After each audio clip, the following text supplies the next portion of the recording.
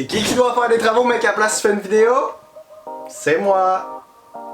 Si t'écoutes cette vidéo-là en mi-session ou en fin de session, avoue qu'en ce moment la mort est potentiellement une option. Ou pas. Moi personnellement, je te conseille de faire réparer ton char tout pété, de te commander un passeport puis d'aller tout droit jusqu'au Mexique. Puis si rendu là t'en reçois encore des millions, roule encore. On s'entend que si on représentait notre fin de session en diagramme en cercle, une grande partie serait occupée par les professeurs qui nous disent qu'ils vont faire remettre leurs travaux en avance afin de ne pas nous faire rusher en fin de session. Le seul problème là-dedans, c'est que si tous les profs le font, ça nous fait juste une fin de session plus devancée. Mais on s'entend toujours que la majeure partie du cercle est représentée par la procrastination.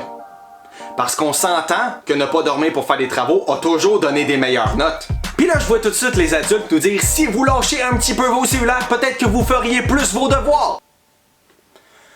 Ok, fucker.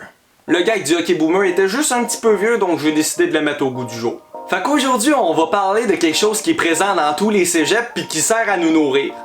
Et oui, on va aborder 3 thématiques en lien avec la cafétéria. Le café étudiant, à ne pas confondre avec la cafétéria. Parce que oui, la cafétéria a des bonnes bases, soit nourrir les étudiants.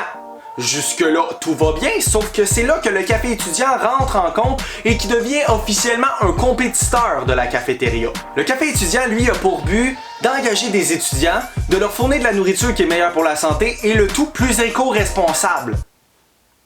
Il y a quand même une nette différence, là. Ceci va nous mener au deuxième point. L'étudiant est statistiquement parlant dans la classe pauvre plus. Ce qui veut dire en d'autres termes qu'on est un petit peu broke. On va s'entendre que la cafétéria a un prix 3 fois plus élevé que la moyenne. Ce qui a tendance à ruiner un petit peu les étudiants qui, comme moi, ont une connaissance culinaire assez médiocre. Le prix de la cafétéria étant très élevé, a de la facilité à se faire battre par le café étudiant. C'est à ce moment que la cafétéria va faire valoir son monopole de crosser les étudiants à travers un contrat qu'il a signé préalablement. Le point où je veux en venir, c'est que le cégep a signé en général un contrat avec un sorte de restaurant afin de vendre des items à un prix excessivement cher à du monde qui ont peu de moyens. Ce que je trouve assez immoral.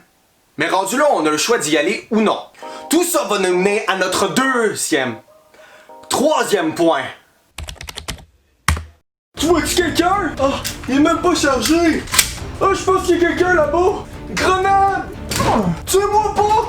M'a piqué! Non, le vrai point c'est... On va se dire, la cafétéria c'est un endroit où on se retrouve en gang. Mais, dans un petit coin obscur, une scène est cachée. Et cette scène, elle est montée par la madame de la vie étudiante. Et qu'est-ce qu'elle veut faire avec ça? Me diriez-vous? Du karaoké! À partir de ce moment-là, on peut vivre des moments... gênants.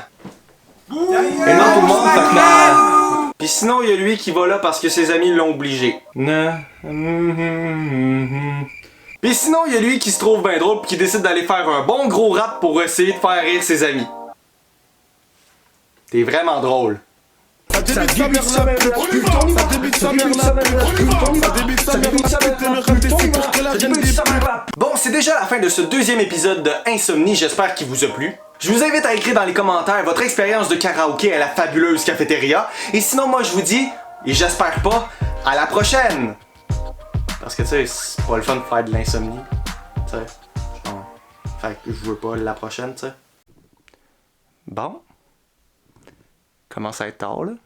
Il serait temps que j'aille me coucher. Ouais.